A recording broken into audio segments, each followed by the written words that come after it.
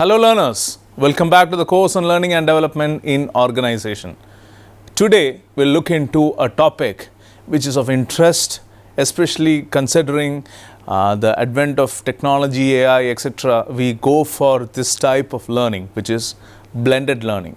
Now blended learning will have different manifestations.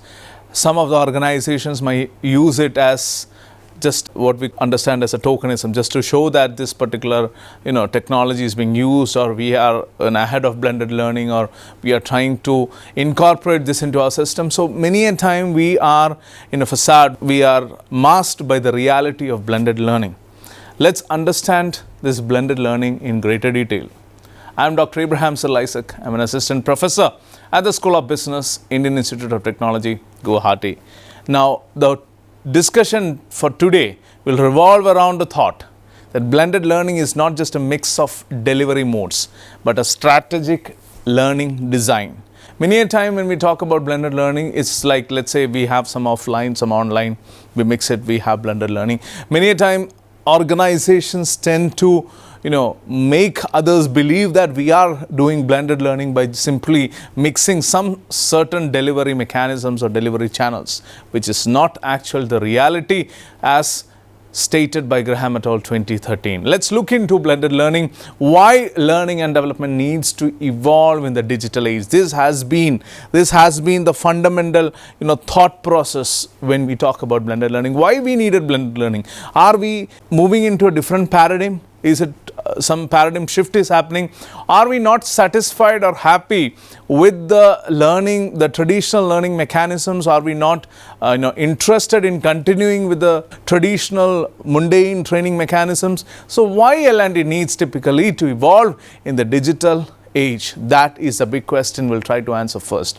Learning and development is transforming rapidly, there is no doubt about it. And as these technological advances are changing the workplace dynamics, typically we have to adjust with the particular change processes, etc. And that is why we go for blended learning. Let's understand this more deeply.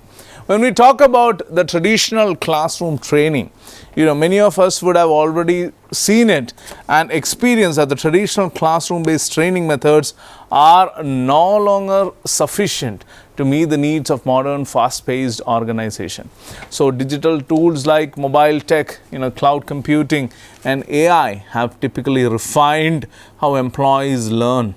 So basically we look into empirical investigations on it, and I certainly make this statement on the backing of these empirical research investigations like Noe Clark and Klein 2014.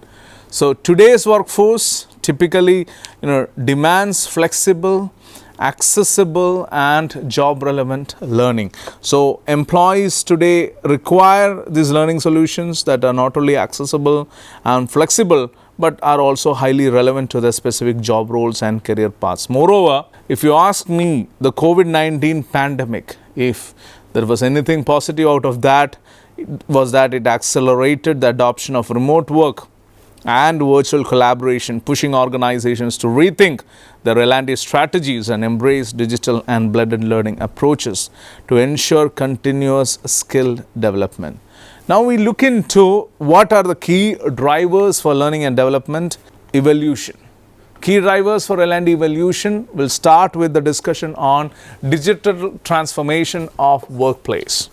Increasing reliance on technology mandates, upskilling in digital literacy and specialized tech skills is the way that the organizations are moving forward with. And this is categorically mentioned in Cyril et al. 2018. So I would recommend, if you get time, please go through the paper which categorically describes this particular phenomenon of digital transformation of workplace. Then another key driver would be the speed of change. New tools, processes and market demands require faster learning cycles. And this is categorically stated by Burson 2017, I guess. So when you're looking into speed of change, there are a lot of tools and techniques that are coming in, a lot of processes, a lot of market demands that indeed warrant faster learning cycles. And the speed of change, this typical pace of change, is emanating as one of key drivers for L&D evolution. You look into other significant drivers, you have the diverse learner needs. You talk about workforce diversity in terms of culture, in terms of age, location and learning preferences. It calls for personalized, flexible learning approaches. And if you have time, you please go ahead with Brown 2020 work which details on this diverse learner needs typically. And to conclude the discussion on the key drivers, the fourth point would be business impact. Organizations expect L&D to directly support strategic goals like innovation, like productivity and employee retention. So if you go through Argynis and Krieger,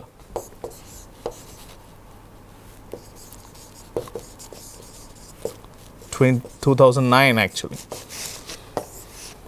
Argynis and Krieger 2009, you typically understand the business impact. So these are some of the key drivers for L&D evolution. Now let's quickly look into how we can shift the learner expectations. We talk about flexibility, we'll talk about relevance and autonomy. If you think about modern learners, take some time and ponder upon. Modern learners differ significantly from previous generations in their expectations of training and development programs. There's no doubt about it. Research indicates that employees increasingly favor learning experiences that are flexible. That means learning anytime, anywhere, on any device, if I can add, which fits with their work schedules and personal life. So, the Kirkpatrick model and Kirkpatrick 2016 actually underscores this. The learners also seek relevance. When you talk about relevance, it's about tailored content that directly applies to their roles, challenges and career aspirations. So learners seek practical, just-in-time learning rather than generic one-size-fits-all sessions. So you have Harvard Business Review Analytics Service 2017 actually underscoring this particular fact. And when you look into the autonomy, opportunities for self-directed learning empower employees to take control of the development journey. And this typically promotes the intrinsic motivation and lifelong learning according to Daisy and Ryan 2000. So these expectations, they have led to a growing demand for blended learning approaches that combine the best of instructor-led and, if I can use the word, digital modalities. So accommodating diverse learning styles and needs. So when you're talking about blended learning, I'm categorically summarizing why we need blended learning, the requirement, why today's industry scenario warrants something like blended learning. Now let's understand what typically is this blended learning. Blended learning is also known as hybrid learning. So if you come across this word, it's one and the same.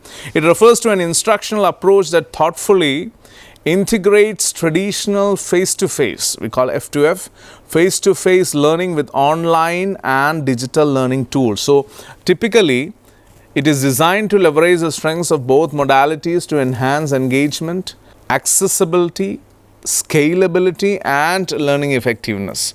So blended learning is not just a mix of delivery modes, as I stated in the beginning itself, but it's a strategic learning design. So in organization learning and development, blended learning has become especially relevant due to its adaptability across roles, learning styles, geographies and technology for that matter.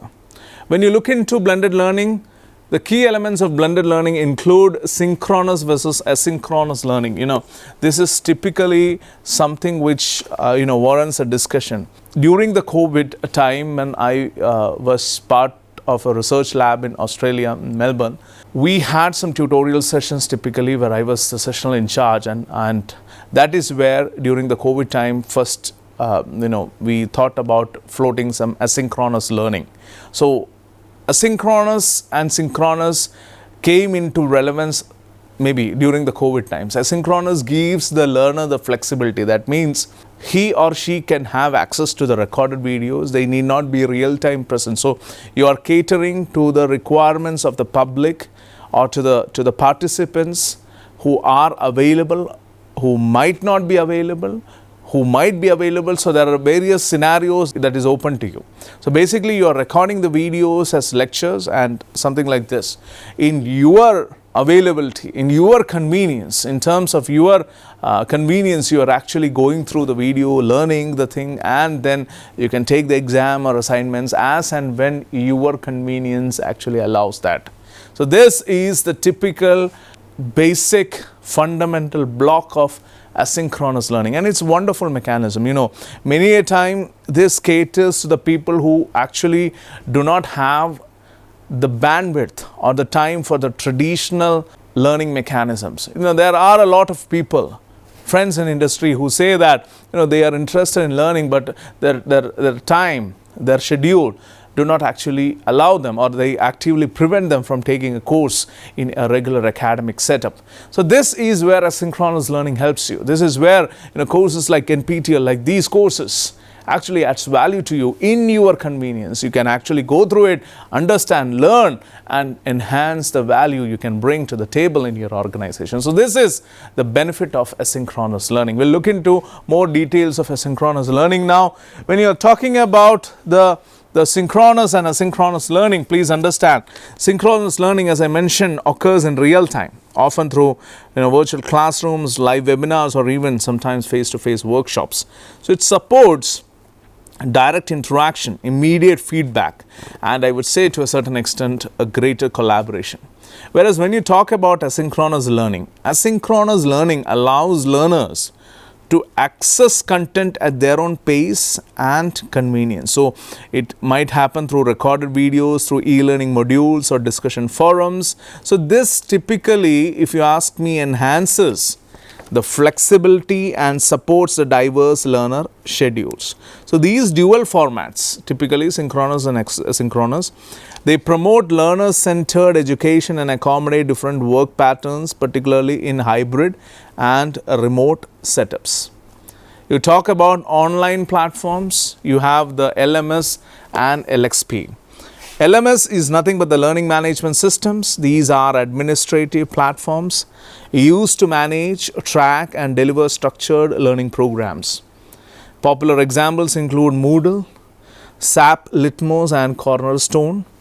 Whereas you look into the learning experience platforms, LXP such as Edcast, there are tools like Degreed and Microsoft Viva go beyond management by offering personalized content, you know, the social learning features and integration with AI to recommend the learning path. So if you go through the course AI in Human Resource Management, which is run in the same NPTEL platform, you'll get a detailed understanding of all the possible AI-enabled online platforms. Typically, I have discussed that in one full module.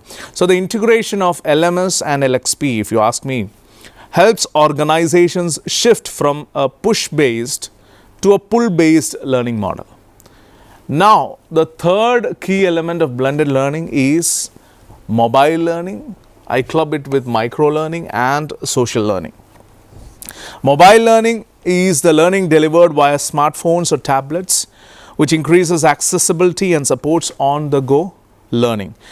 Whereas micro-learning is bite-sized learning units. It could be short videos, it could be quizzes or infographics, target specific skills or knowledge areas. So these are ideal for just-in training. So please do understand the difference between mobile learning and micro-learning. Micro-learning typically goes for short videos, quizzes, infographics, etc. Whereas mobile learning, on the other hand, is the learning delivered via phones, smartphones or tablets, etc. You look into the social learning. Learners engage with peers via online communities, via chats and forums, fostering informal learning and knowledge sharing. So according to Bersin, 2018, micro-learning can improve knowledge retention by up to 20%, especially when paired with reinforcement mechanisms. Now let's quickly look into why it is relevant in learning and development. So when we talk about blended learning is increasingly adopted by organizations due to several strategic advantages. Let's start with this learning paths, personalized learning paths. To talk about this personalized learning paths, we are talking about specially digital tools. Digital tools that allow learning to be tailored to individual learner needs, interests, job roles, and prior knowledge. So AI-enabled LXPs can curate content dynamically, ensuring relevance and engagement. You also have personalization in learning that leads to improved motivation, the faster completion of the task and better outcomes, if I can say. So when you look into personalized learning paths, typically you have a very efficient system of learning that comes up with greater outcome and greater value. Now, the second part would be cost-effective training. Why it is relevant? I would say it is cost-effective. Blended approaches reduce the reliance on in-person sessions, travel, infrastructure costs. So, reusable digital assets like videos or simulations can be deployed across geographies, bringing economies of scale. A study by, if I remember correctly, Brandon Hall Group, 2017, found that organizations adopting blended learning reduced the training cost by 30% on an average. You look into the third aspect, it is the continuity in hybrid or remote work settings. In today's distributed workforce, blended learning, I should say, ensures that training remains uninterrupted, accessible, and scalable. So it supports learning anytime, anywhere, which aligns with modern work realities. So during and post COVID-19, organizations have relied on blended formats to ensure business continuity and ongoing capability development. We look into the models of blended learning. We start with the rotation model. Learners rotate on a fixed schedule or at instructor's discretion between different learning stations, which include online learning, collaborative activities, and face-to-face instruction. So you have e-learning module on compliance, you might have another module of group discussion or case study, you would have another module of instructor-led session. So typically it's best for skill building workshops, it is best for compliance training, it is best for technical simulations. Another significant model of blended learning is the flipped classroom. Flipped classroom. In flipped classroom, employees learn core concepts through online resources, be it videos, podcasts, readings, etc. So before coming to an in-person or live session focused on application, on discussion or problem solving. So let's say something like a pre-session, 15-minute video on emotional intelligence, or in session there can be a role play or real world leadership scenarios. So what is it best for? I would definitely say it is good for leadership development. It is good for soft skill training and even strategic thinking workshops. Then we go forward with enriched virtual models. What is enriched virtual model? This model delivers the majority of training online, supplemented by occasional in-person interactions. Either it could be one-on-one or in small groups. So unlike the rotation model, you see that learners do not move between stations regularly here. So this is again, you can look into an example like 80% digital content on a LXP, learning experience platform can be this. There can be monthly in-person check-ins or labs. So what is it good for? It is good for distributed teams. It is good for coaching and mentoring programs. It is good for long-term skill development tracks. The fourth significant model is what is known as the flex model. Learners progress through content at their own pace, and it happens primarily online. So facilitators provide on-demand support via chat, forums, or scheduled drop-ins. So what we see as a typical self-paced learning dashboard, or let's say on-call facilitator chat or progress bar tracker for learners, it is best for onboarding across time zones. It is good for product knowledge and sales enablement, certification programs. So these are some of the typical aspects where flex model can be made use of. So typically we are having these many models: rotation, flipped classroom, enriched value, enriched virtual, flex. So when you are looking into online versus face-to-face ratio, it is balanced here in terms of rotation. In terms of flipped classroom, online theory plus F2F practice would be there. Whereas enriched virtual will be primarily online and flex will be mostly online.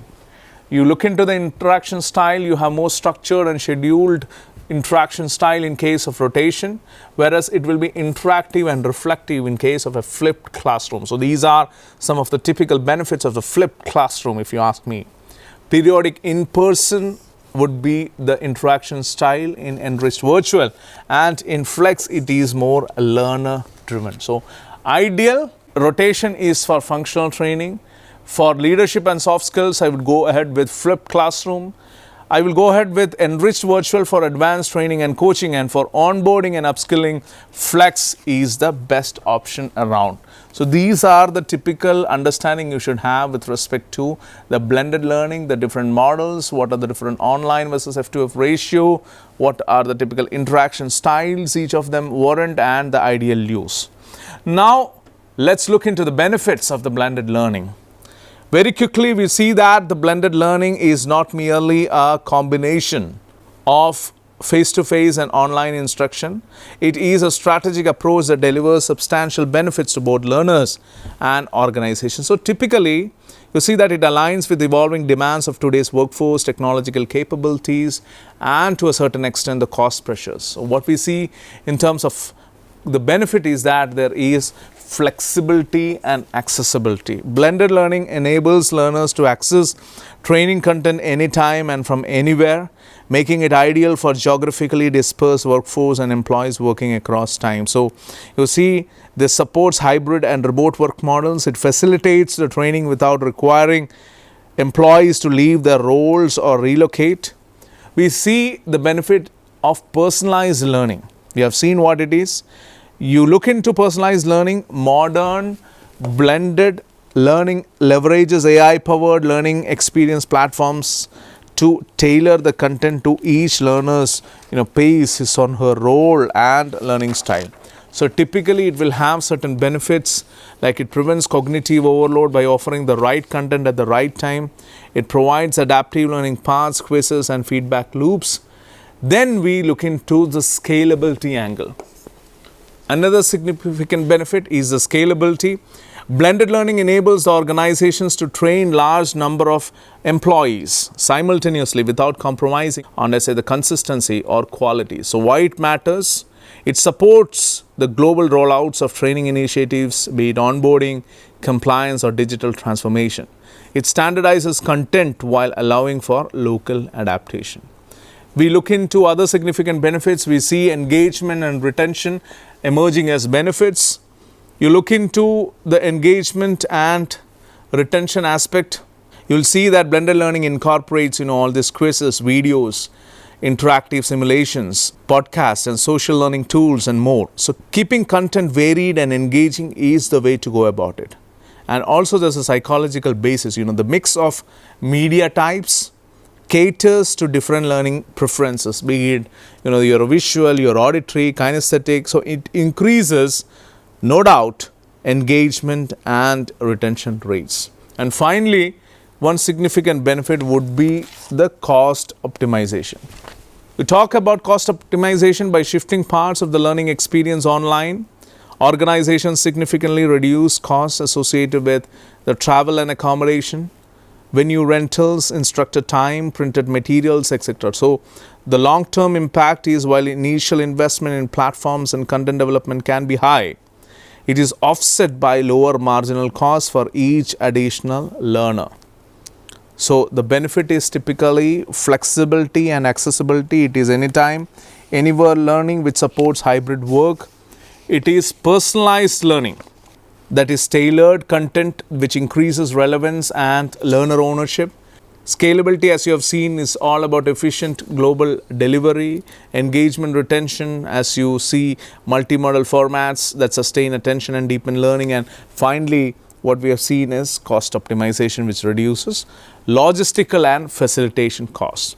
Now let's quickly look into the challenges and solutions in blended learning. When you look into the challenges, while blended learning offers significant advantages, it also brings some challenges along the implementation and operation. So each of these challenges can be strategically addressed with appropriate interventions. That's what at least I understand. Ensuring that the blended learning remains purpose driven and not just technology driven. So what would be the challenge? The first one will be low learner engagement. This is a typical problem that blended learning is facing nowadays. So one of the most reported issue in blended learning is that learners may disengage, especially during the asynchronous or digital components. So unlike in the traditional classrooms, learners may lack direct motivation, peer interaction, or even real-time feedback. So the solution is there. It is gamification. Gamification is, as I mentioned in previous sessions also, use of elements, game elements such as points, badges, or sometimes leaderboards and interactive quizzes to make the learning competitive and fun. So that's where you increase the engagement part typically. Some community or social peer-based learning. So embed discussion boards, peer challenges and collaborative projects to build a sense of learning community. The second typical challenge that you would come across is tech resistance or fatigue. Not all employees may be comfortable with the digital tools. So tech fatigue is a real thing, resulting from excessive screen time or complex interfaces. So it can reduce motivation, it can even cause learner dropout. So the solution is you can look for digital onboarding and training where you conduct live or recorded sessions to orient learners to the platform features and the navigation that you have. Then you have literacy support, that is user-friendly interfaces where you choose programs and platforms with intuitive UX, mobile compatibility and low learning curves. Then digital learning programs for long-term success, train employees in basic digital skills. So digital literacy support, easy UX are all solutions to that. You have the third significant challenge as misalignment with job roles. A common pitfall, if you think, is offering learning content that doesn't align with employees' job functions or strategic business goals. So this leads to low perceived relevance and poor application of learning on the job. So the solution can be the need analysis part, begin with a skill gap and role analysis to ensure training aligns with job specific competencies. And there could be an outcome based or outcome focused design, which design blended learning paths that address measurable business objectives like performance improvement, productivity or innovation. Then you have measuring effectiveness. Organizations often struggle to assess the ROI and learning impact of blended learning, especially when combining multiple formats, platforms and learner journeys. So you look into learning analytics, that is use of LMX, LXP dashboards to monitor metrics like completion rates, assessment scores, time spent and learner feedback.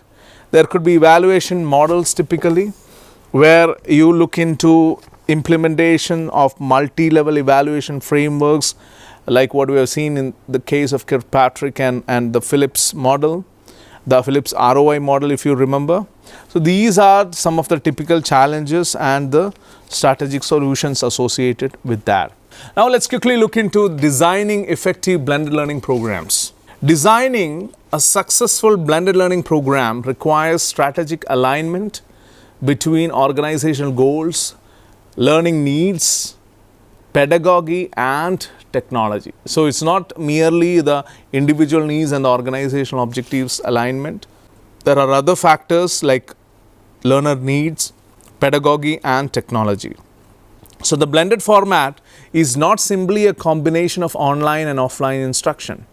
It's a carefully orchestrated learning journey that maximizes engagement, knowledge retention and application on the job. So what is need analysis? You see the key components or the key focus. There will be skill gap analysis where you identify current versus desired competencies using interview surveys or performance metrics.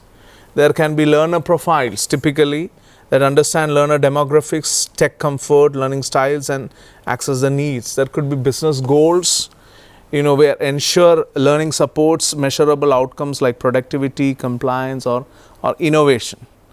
When you are thinking of defining learning objectives, why it matters is it's clear, well-structured objectives guide content development, assessment design and delivery mode decisions. So you look into the use of Bloom's taxonomy to define the cognitive levels, remember, understand, apply, analyze, evaluate and create. Remember, understand, apply, analyze, evaluate and create. So these are the Bloom's taxonomy to define cognitive levels. Align the objectives with Kirkpatrick's levels 2 and level 3, that is learning and the behavior change typically. We also see strategy as one important aspect, content curation and development. When you are looking into content curation and development, design a blended mix of learning assets that reinforce each other across multiple formats and delivery styles. So a suggested mix of content curation, like let's say videos and animations to explain concepts visually. Live virtual sessions could be there for, let's say, Q&A or discussions or workshops.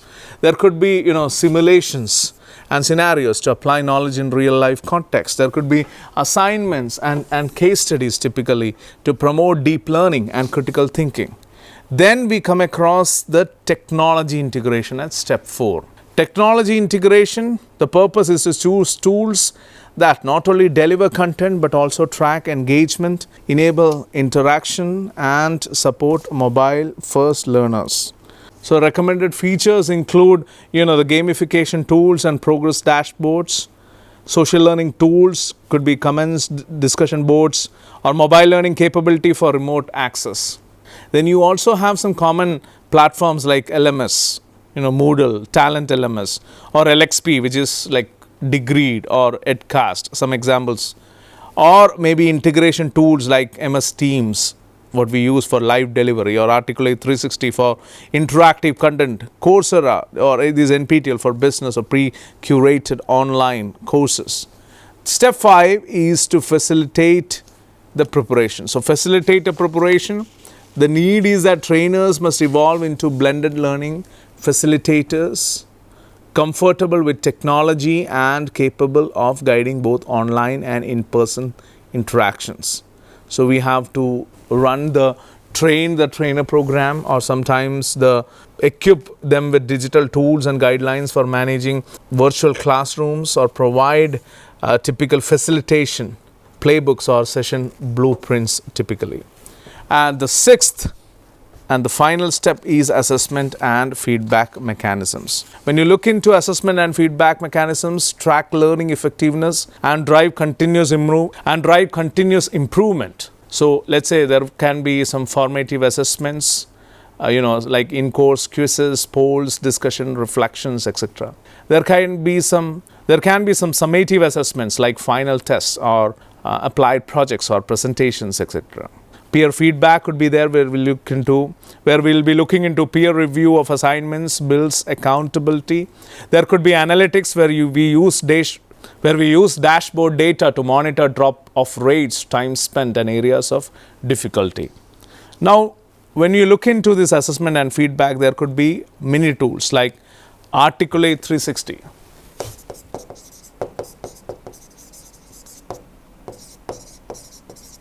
Articulate 360 is a quizmaker storyline for scenario-based testing. Then the most popular Moodle will be there. Moodle is a built-in grading and feedback mechanism. Then there can be MS Forms or Google Forms, which are lightweight assessments. Now, as promised in the introductory video, and as we generally move across different sessions, you see that we take a lot of case studies. We discuss a lot with respect to the world of practice. And so as in case of most of my sessions, I also discuss something with respect to the world of practice. So we'll quickly look into something that is happening on a basis of understanding with respect to the practicality of blended learning.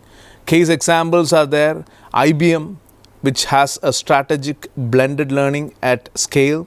If you ask me, IBM has long been recognized as a global leader in corporate training innovation. So in response to rising costs and the need for scalable, flexible learning, IBM transformed 40% of its traditional classroom-based training into blended and e-learning formats. So we had digital modules for foundational concept, we had virtual instructor-led training, we had social learning platforms to foster peer-to-peer knowledge sharing, we had analytics dashboards to monitor engagement and completion rates. So the impact was, there was almost, I think, 200 million USD of savings on travel and logistics. And a survey showed that learner satisfaction increased by 40%, attributing to greater flexibility and accessibility. So IBM is an organization which exemplifies how strategic digital transformation in L&D not only actually improves cost efficiency, but also learner satisfaction when guided by intentional design. So when you look into the typical aspects of blended learning, there are so many examples in the present day scenario which actually shows the real success of blended learning. Please understand, when you talk about blended learning, I will try to conclude with the theme which we started. It is not about mixing some methodology. It's not about the thing which was offline, we are giving it just like online. No. Please do understand, blended learning has a personalization to it, has a certain thought research element into it, where you understand the need, what is to be given, what is required for the workforce. Based on that, you curate a particular program, a schedule. That's what we have been discussing. So when you're talking about blended learning, please do understand, with the advent of a lot of technological improvements and whatever we see across, which is actually equipping or facilitating more learning, the blended learning gives more superior, more sophisticated way to go about for learning and development. That's what the takeaway you should take from this class. Thank you for listening to me patiently. We'll come up with more details of learning and development in the next class. Till then, take care. Bye-bye.